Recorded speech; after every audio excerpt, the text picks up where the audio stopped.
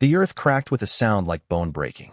A deep, dry line split across the ground just as Sefu's bare foot landed beside it, and he stumbled forward, barely catching himself before falling face first into the dust.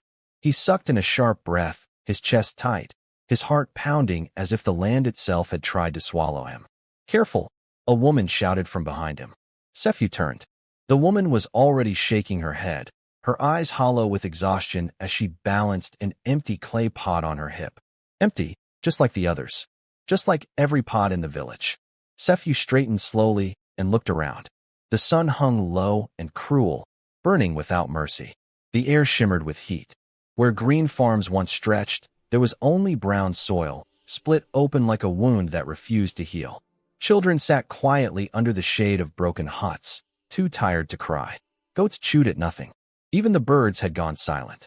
"This land is dying," an old man muttered nearby. Sefu didn't answer. He had no words. He was only 12, but he felt older than his years. Hunger had a way of stealing childhood quickly. He turned his gaze toward the edge of the village, where the great baobab stood. It rose higher than any hut, wider than 5 men holding hands. Its trunk was thick and ancient, its bark scarred and twisted like wrinkled skin. Its branches stretched outward, crooked and heavy, as if they carried the weight of centuries. While everything else in the village looked weak and fading, the baobab still stood firm. Watching, Sefu felt it again, that pull in his chest. The same feeling he'd had since he was small. Whenever he was near the tree, his breathing slowed. His thoughts quieted. It was as if the world spoke more clearly there. "Boy!" Sefu turned sharply.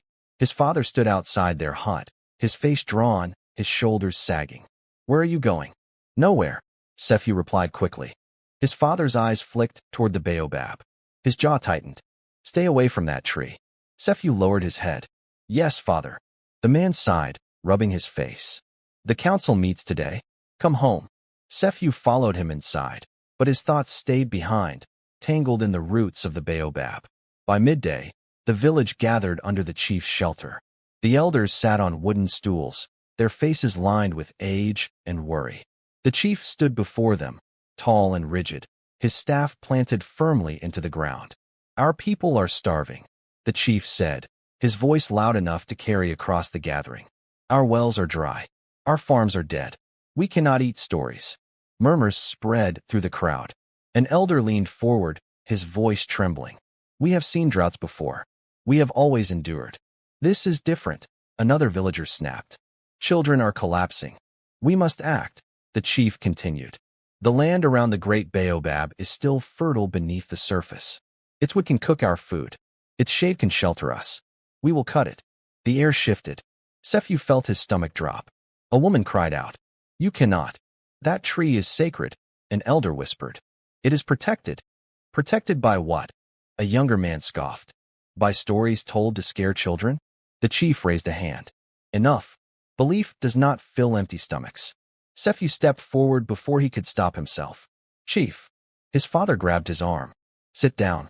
But the chief had already noticed him. "What is it, boy?" Sefu swallowed. His heart hammered. Every eye was on him. "The baobab is not just a tree," he said softly. "It listens." Laughter rippled through the crowd. "A listening tree?" someone mocked. Sefu's face burned. "My grandmother said." "Your grandmother is gone," the chief cut in. "We deal with the living now." The meeting ended with heavy silence. The decision was made. At sunrise, the baobab would fall. That night, Sefu could not sleep. The air felt thick, pressing down on his chest. Outside, the wind rose suddenly, rattling huts and whispering through dry grass. He slipped from his mat and crept outside, his feet silent on the ground. The moon was full.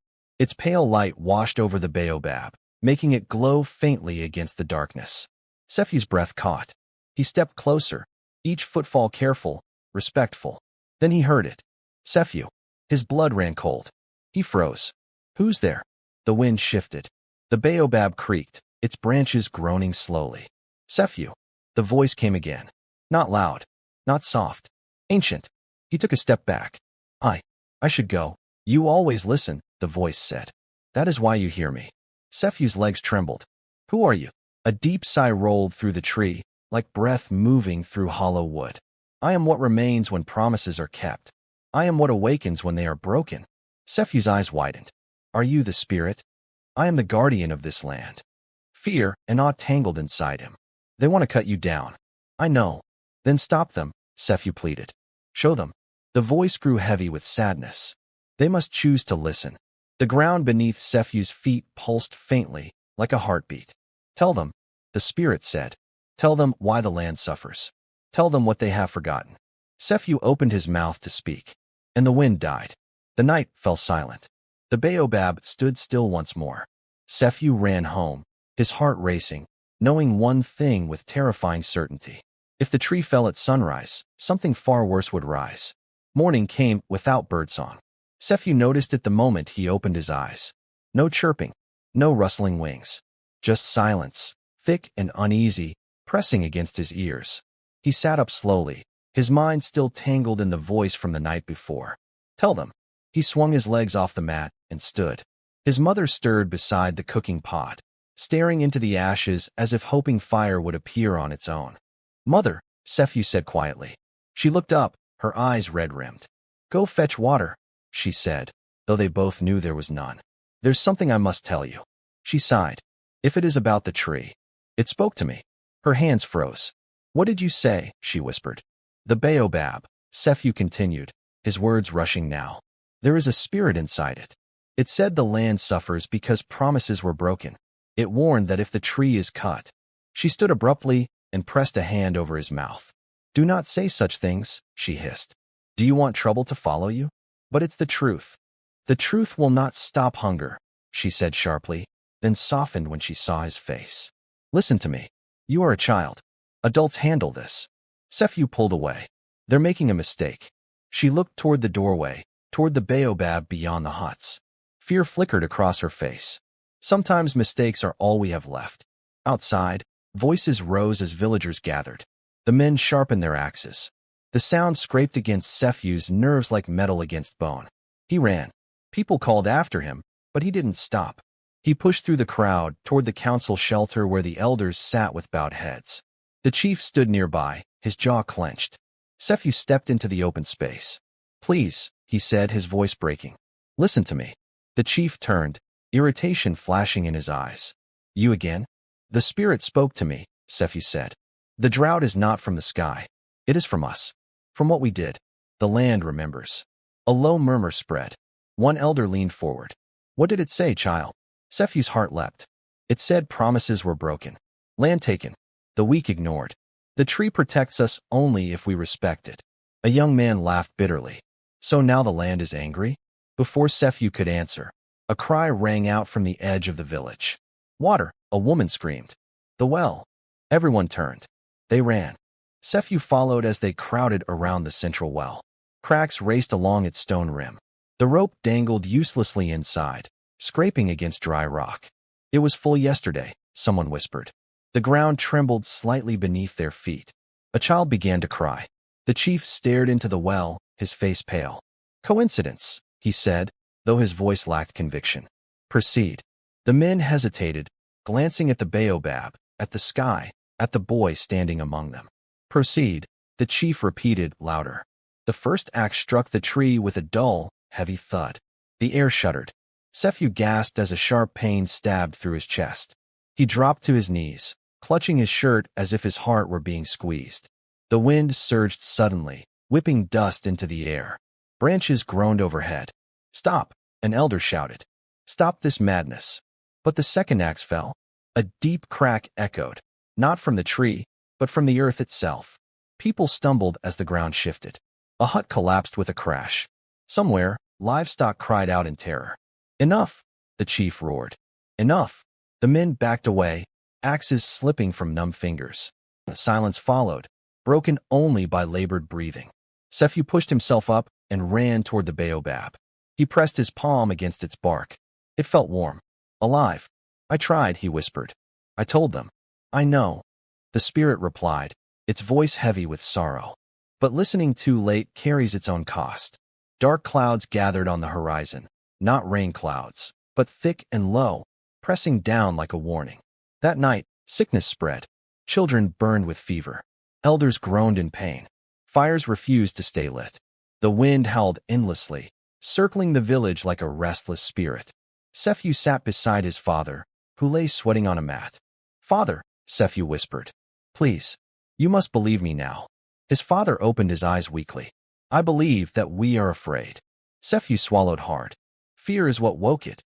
Before dawn, the chief sent for him. Sefu stood before the leader, his small frame dwarfed by the man's shadow.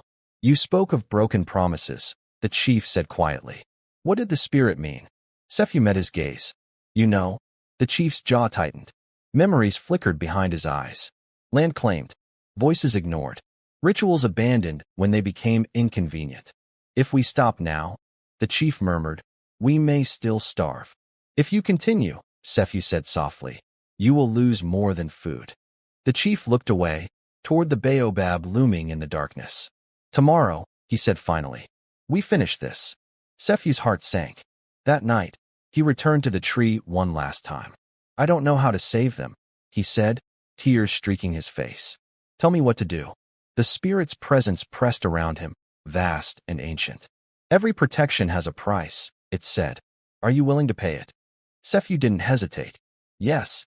The wind stilled. The roots beneath the ground began to move. The ground groaned beneath the village like something waking from a long, troubled sleep. Sefu felt it before he saw it. A slow vibration crept up from the soles of his feet into his bones, making his teeth chatter. He stood near the baobab as dawn bled faintly into the sky, the air thick with dust and dread. From beneath the soil, roots shifted, not breaking through, not tearing free, just moving. Alive. Sefu pressed his forehead to the tree's bark. "What are you doing?" "Preparing," the spirit replied. "They have chosen their path." The sound of footsteps approached. Men, axes slung over shoulders, faces drawn tight with fear and stubborn resolve. The chief walked at the front, his staff tapping heavily against the ground. He stopped several paces from the tree when he saw Sefu standing there. "Move aside, boy," he said. Sefu didn't move. "Please," Sefu said, his voice shaking but loud enough to carry. "This is your last chance." A murmur rippled through the men. "We cannot live in fear." The chief snapped, though his eyes darted toward the sky. "Stand aside."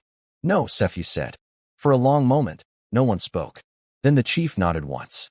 "Proceed." The axe rose. Before it could fall, a sound tore through the air, a deep, resonant boom that seemed to come from everywhere at once. The ground split open several steps away, a jagged crack racing forward like lightning etched into the earth. Men screamed and stumbled back. Dust exploded upward as the crack widened, swallowing a section of the path. A hut at the edge of the village tilted, then collapsed in a cloud of debris. Children cried out. "Chief," someone shouted. "This is no coincidence." The axe slipped from the man's hands, clanging uselessly against stone. The wind surged, fierce and swirling, forcing everyone to shield their faces. Leaves tore from the baobab's branches and spun wildly through the air. Then the voice came. Not a whisper this time. Not a murmur through bark and wind. It spoke aloud. "You were warned." The villagers froze. Some dropped to their knees instantly. Others stared around in terror, searching for the source. The chief staggered back a step. Who speaks?" "I am the keeper you forgot," the spirit said. "The witness you ignored." The air grew heavy, pressing down on chests, making breathing difficult. "You broke your vows," the spirit continued. "You took what was not yours. You silenced those who cried for fairness. Yet you demanded protection." Sefu felt tears spill down his face. "Please," he whispered. "They are afraid." "So was I," the spirit replied, "when they chose greed over balance." The sky darkened, not with rain, but with shadow. The sun dimmed as if hidden behind an unseen veil. An elder crawled forward, his forehead pressed to the dirt. "We remember now," he sobbed. "We were wrong." Others followed, kneeling, bowing, crying openly. The chief stood rigid, his hands shaking around his staff. "If you destroy us," he said hoarsely, "then everything we did was for nothing." "I do not seek destruction," the spirit replied. "I seek restoration." A pause. Then, "Restoration requires sacrifice." Sefu's heart lurched. "What kind?" the chief asked. "The land must be returned," the spirit said. "Stolen fields given back. Forgotten rituals restored. Voices silenced must be heard again. Murmurs erupted. And one among you must carry remembrance, the spirit added. So this lesson does not fade. Silence fell. Sefu stepped forward before fear could stop him. I will. Gasps rippled through the crowd. His father pushed himself upright, eyes wide. No. Sefu, no. Sefu turned to him. I hear it, father.